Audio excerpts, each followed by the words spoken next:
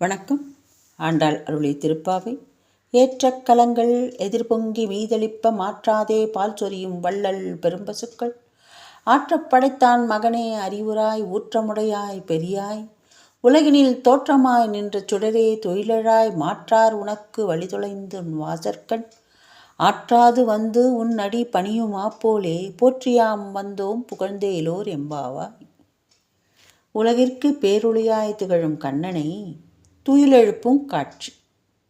இப்பாசுரத்தில் கண்ணனை எழுப்ப கோபியரோடு நப்பின்னையும் சேர்ந்து கொள்றாராம்.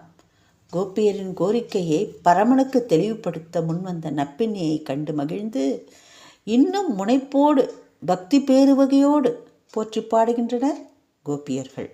உலகினில் தோற்றமாய் நின்ற சுடரே என்று விழிக்கின்றனர். பரமன் ஒளிவடிவில் அந்தர்யாமியாக எல்லா உயிர்களிடத்தும் உறைபவனாக இருப்பதை குறிக்கிறது. ஏற்ற கலங்கள் எதிர்பொங்கி மீதளிப்ப. எத்தனை குடங்கள் வெவ்வேறு அளவில் எடுத்து வைத்து பால் கறந்தாலும் எதிர் பொங்கி மீதளிப்ப என்று அவையெல்லாம் நிரம்பி வழிகின்ற அளவில் மாற்றாதே பால் சொரியும் வள்ளல் பெரும்பசுக்கள். இங்கு பசுக்களை மீண்டும் வள்ளல் பெரும்பசுக்கள் என்கிறார் ஆண்டாள். இந்த வள்ளல் பெரும்பசுக்களை உடைய நந்தகோபனின் மகனே அறிவுராய் என்று அழைக்கிறார். பகவான் பக்தியில் இவன் சிறியவன், இவன் பெரியவன், இவன் புதியவன் என்றெல்லாம் பாராமல் யார் என்றாலும் குறைவின்றி அவர்கள் உள்ளத்தில் நிறைந்து விடுகிறான். அது மட்டுமல்லாமல் அவன் நினைக்காதவர்களுக்கும் அவன் அருள் சுரக்கிறதாம். அவனை நினைக்காதவர்களுக்கும் இவன் அருள் கொடுக்கிறானாம் கண்ணன். இப்படி சொல்கிறார் ஆண்டாள். அவன் அருள் இவ்வளவு என்று எண்ணி சொல்ல முடியாத வள்ளல் தன்மை அளவு கடந்தது. அதற்கு பசுக்களை உதாரணமாக சொல்கிறார் ஆண்டாள். உன் வீட்டு பசுக்களுக்கே இவ்வளவு வள்ளல் தன்மை உடையதாக இருக்கிறதே, அப்பசுக்களின் சொந்தக்காரனின் மகனே, உன் கருணை எவ்வளவு வள்ளல் தன்மை உடையது என்று போற்றி பாடுகிறார். ஊற்றமுடையாய் தன்னை அடைக்கலமாக கொள்பவர்களுக்கு அடைக்கலம் கொடுக்கும் வல்லமை உடையவன் ஊற்றமுறையாய் பெரியாய் உலகினில் தோற்றமாய் நின்ற சுடரே துயிலழாய். பெரியாய் என்பது வேதங்களுக்கெல்லாம் பெரியவனே, அவனது சுவாசமாக இருக்கிற வேதத்திற்கும் பெரியவனாக இருப்பவனே.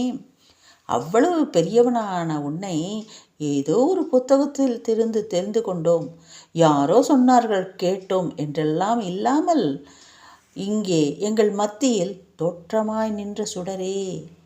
அவன் சுடர் விட்டு ஒளிர்வது இந்த உலகில்தானே. துயிலழாய் தோற்றமாய் நின்ற சுடரே துயிலழாய். உன் தன்மைகளுக்கு ஏற்ற கலங்களாக இருப்பது தெரிந்தும் நீ இன்னும் உறங்கலாமா? மாற்றார் உனக்கு வழி தொலைந்துன் வாசற்கண். பகவானுக்கு எதிரியே கிடையாது.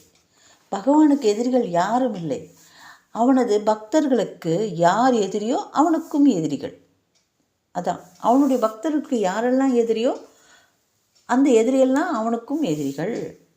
மன்னாதி மன்னர்களெல்லாம் தன் அகங்கார மமகாரங்களை தொலைத்து நாடு நகரம் பொருள் பலம் அனைத்தையும் இழந்து உன் வாசற்கண் ஆற்றாது வந்து உன்னடி பணியுமா போலே. பொறுக்க முடியாமல் உன் வாசலில் வந்து இப்பேற்பட்டவனை தனக்கு சமம் என்று எண்ணி மதிகட்டோமே என்று ஆற்றாமையுடன் உன் அடி பணிகிறார்கள். போற்றியாம் வந்தோம் புகழ்ந்தேலோர் எம்பாவாய். உன் பெருமைகளை பாடி போற்றி வந்திருக்கும் அப்பா, எங்களுடைய சரணாகதியை ஏற்றுக்கொள் என்று ஆண்டாள் விண்ணப்பமிடுகிறார். தேங்க்யூ.